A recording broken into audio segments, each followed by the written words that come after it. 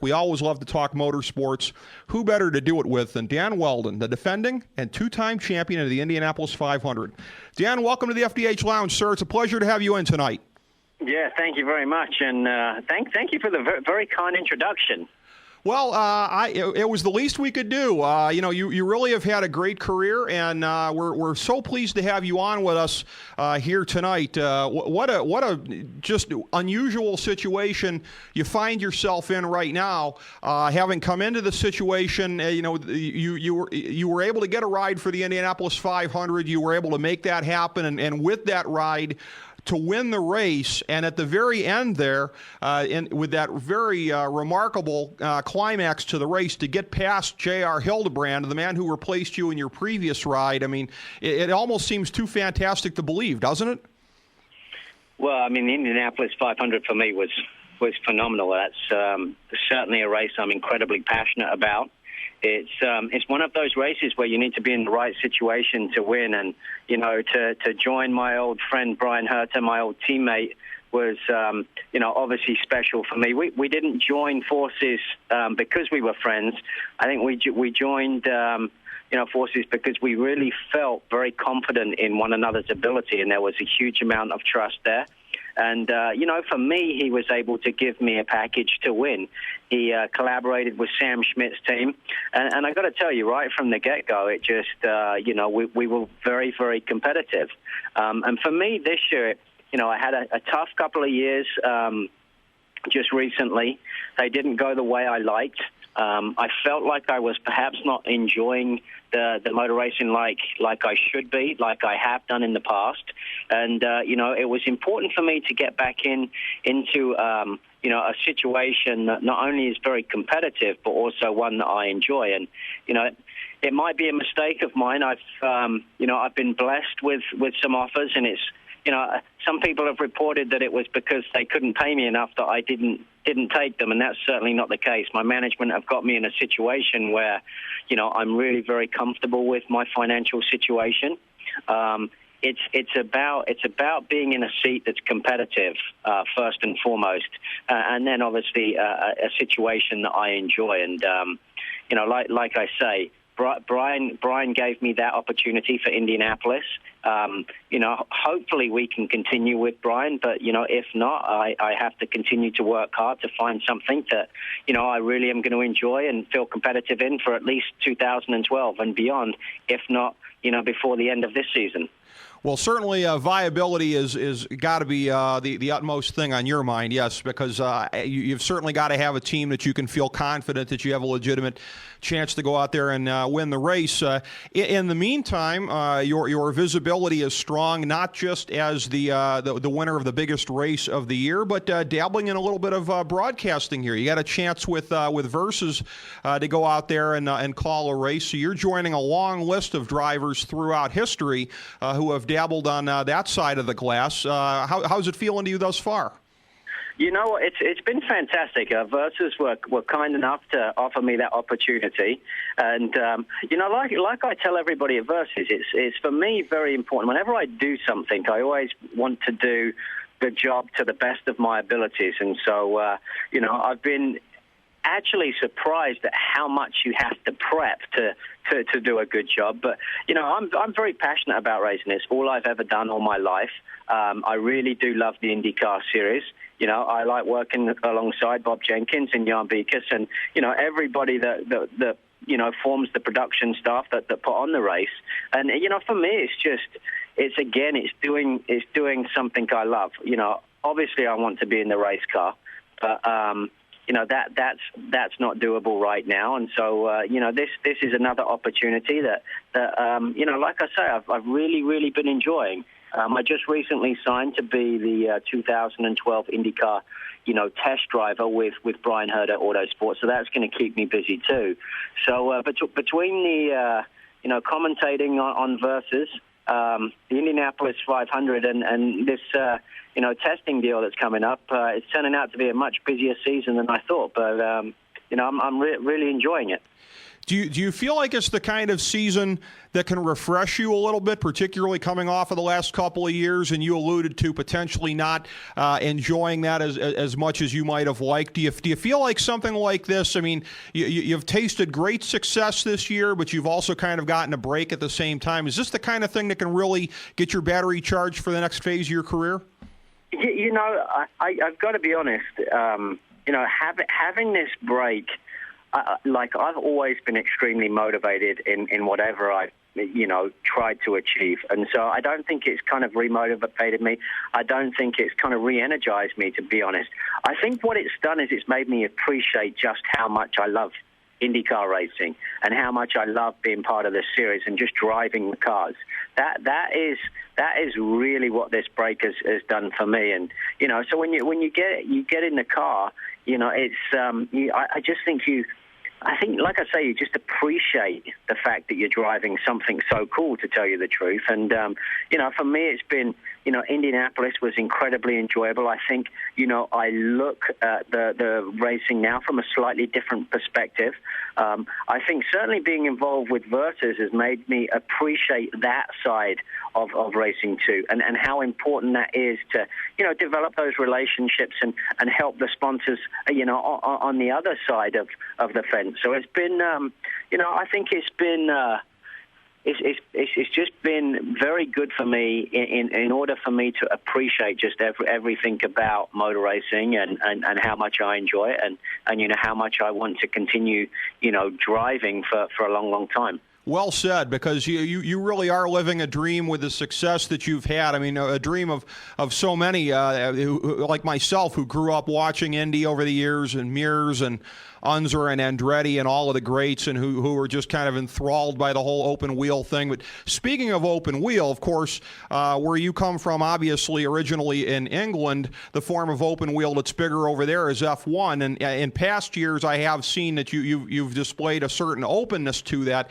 at a certain point. It sounds like you consider yourself pretty well tied to the IndyCar series for the next couple of years. Is F1 still kind of in the back of your mind for further down the road?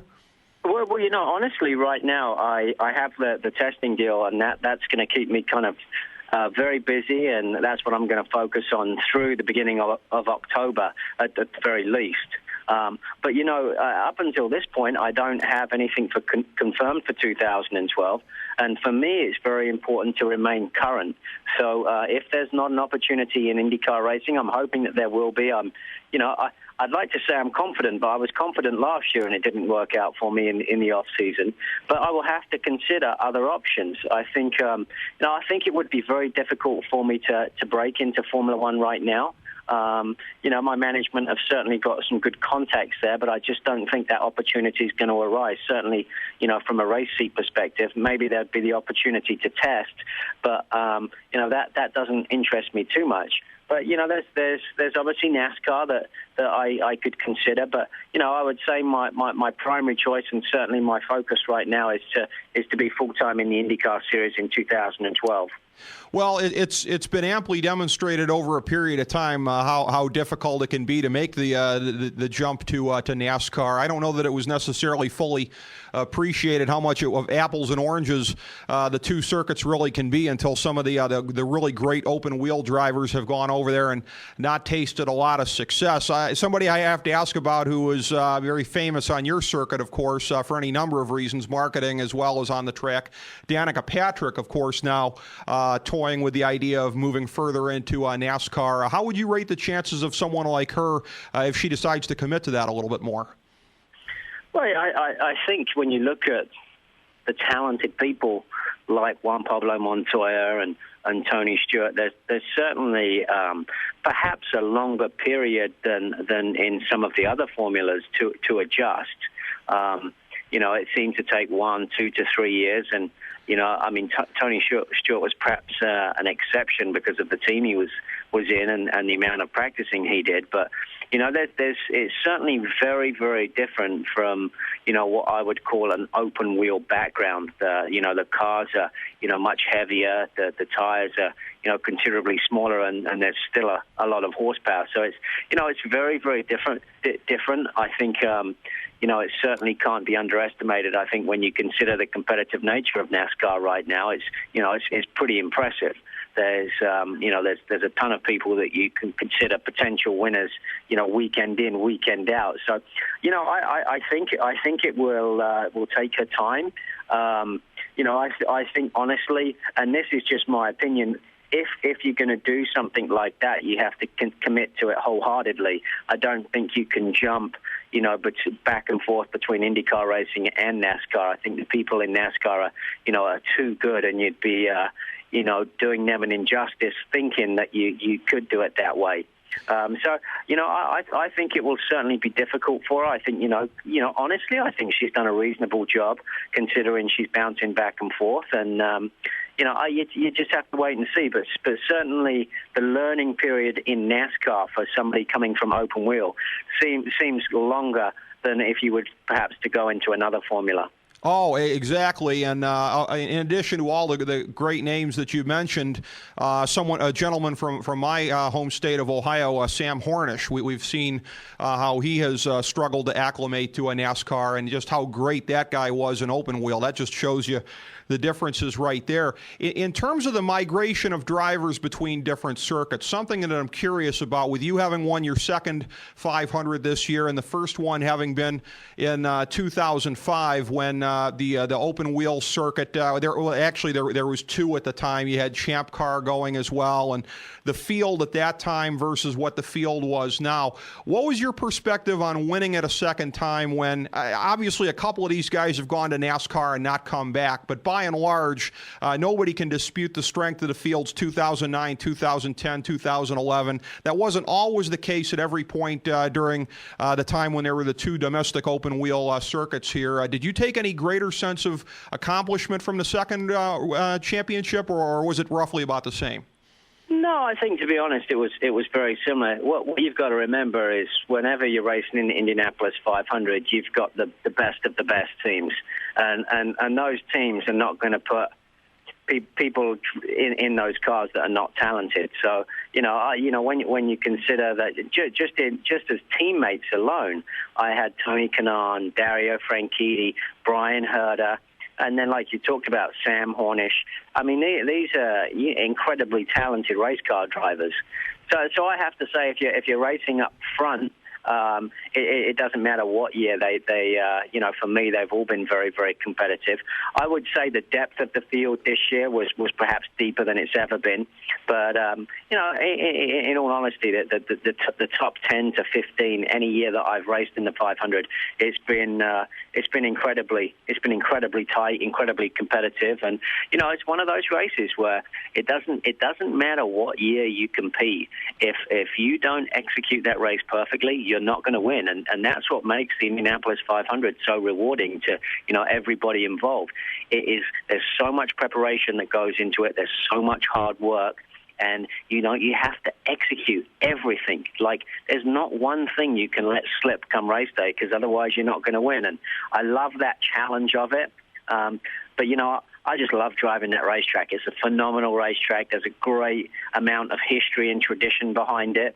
And, it's just, for me, it's great to be a part of. Oh, exactly. And we saw with that thrilling finish just exactly how you have to be on for the entire day, even coming through the final turn and right through the end, with you taking advantage at the end and slipping through to get that victory. We saw that every last second of that race is momentous and is important, and it was illustrated perhaps as never before with the way that race ended. I'm sure there are any number of things that have really sunk into your head since you won it for the second time here. Becoming a repeat champion at Indianapolis, that's a select club in and of itself, and being the centennial winner of the Indianapolis 500. There haven't been 100 races because they've been off in terms of wartime, but be that as it may, 100 years ago, the first Indianapolis 500, you win it 100 years thereafter. These have got to be the kind of things that have just been really making it a lot of fun for you to reflect on over the last month. Yeah, well, actually, it's been incredibly busy since that great day on the 29th of May. But, for me, it was a very emotional win for a lot of different reasons. And, some of them, like you've touched on, it was, the centennial race of the Indianapolis 500. there's huge history and tradition behind that race, and to win the 100th anniversary of the Indianapolis 500 for me was incredibly special. It was emotional too because of the fact that I wasn't, or I'm still not a full-time participant in the series. And joining Brian, who's like I say, been a friend, is a friend, and been a teammate before. And then also because I was representing the Alzheimer's Association, and that's something obviously near and dear to my heart, and being able to dedicate that race to my mother. So there's a lot of great things about Indianapolis. I mean, the fans are phenomenal. Year in, year out, they come out. Certainly the crowd, I think, was one of the biggest it's ever been since I've been part of the 500, if not the biggest. So it was, it was a great day, and it's, what comes with winning the race is obviously very special too. Well, Dan, you've anticipated what I wanted to bring this around to here tonight, and that was the cause that you raced for at Indianapolis. And I speak for a lot of people out here in expressing gratitude for you. I speak as somebody who my grandfather had Alzheimer's, and two of my great uncles, at least two of them, if not more relatives, had that. So first and foremost, my best wishes to your mother, and talk about how that came to pass as far as your participation with them for the race. You had that opportunity because of the sponsorship and everything being up in the air, and you had an opportunity to get involved with them. How did that come to pass, and what have been some of the things that have been expressed to you since that race? Well, the Alzheimer's Association wasn't a sponsor of mine at all. Okay. It was the fact that I wanted to represent the association because of what has touched my family's life. I mean, it's it's a disease that I actually get emotional just talking about it. It's a disease that hits far more people in this world than I think people know and understand. With this particular disease, it doesn't just affect the person that has it. It affects, all the loved ones surrounding that person and even friends. And, it's something that my mother was diagnosed with a couple of years ago. It's, I think it's been very, very tough on, all of our family. We're an incredibly close family. And, when it was made possible that I could represent the association, it was the least I could do. It was certainly, when I sat down with the people from the association, I said, listen, I would love to be able to represent you. I told them the story about my mother. They're not an association where I think they just let anybody represent them. It's very important for the right person. So I was, very honored and privileged for them to allow me to do that. And, what was great is, I ran the Alzheimer's Association logo on the front of my helmet above my visor, and we were able to win the Indianapolis 500 together. So for everybody out there that's been affected by the disease, it was great to be able to help with that awareness. It's certainly a disease that's, I think, becoming more prevalent in the world because people are living longer. But hopefully this awareness that we've helped raise will perhaps speed up some cures. Hopefully, it's just it's very touching for me to be able to represent them, and hopefully the people that are affected by the disease could have at least heard my story and smiled for a little bit, because it's something that touches a lot of people, and just very proud for them to allow me to represent them. Well, Dan, there's no question that the combination of your advocacy there and your success on the track in representing them in Indianapolis, that has raised a lot more awareness for it. No question about that. So God bless you for that. As you. always, Dan, we like to give our guests a chance to plug at the end of the show here. We have up links on our rundown here tonight to your Twitter account and website. So we've got that covered there. But anything else that you'd like the people to know about, please take it away.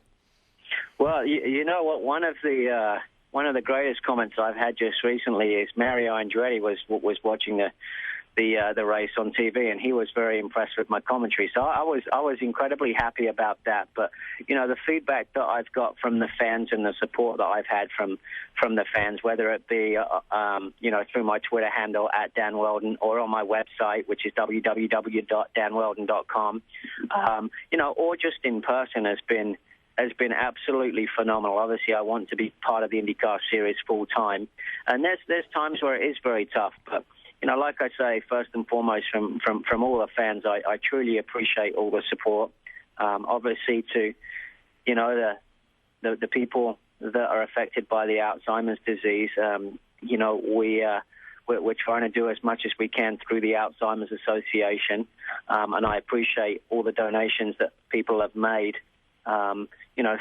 Through the Indianapolis 500 and the awareness that we raised then. But it's, for me, it's a privilege to do something that I love. And, hopefully you'll see me back on the grid very, very soon. Well, you're doing a great job all the way around, Dan. And I did see where Mario Andretti tweeted at you that he enjoyed your commentary. So I saw that as well. But we greatly enjoyed having you on the program tonight. You're always welcome back, sir. Thank you so much.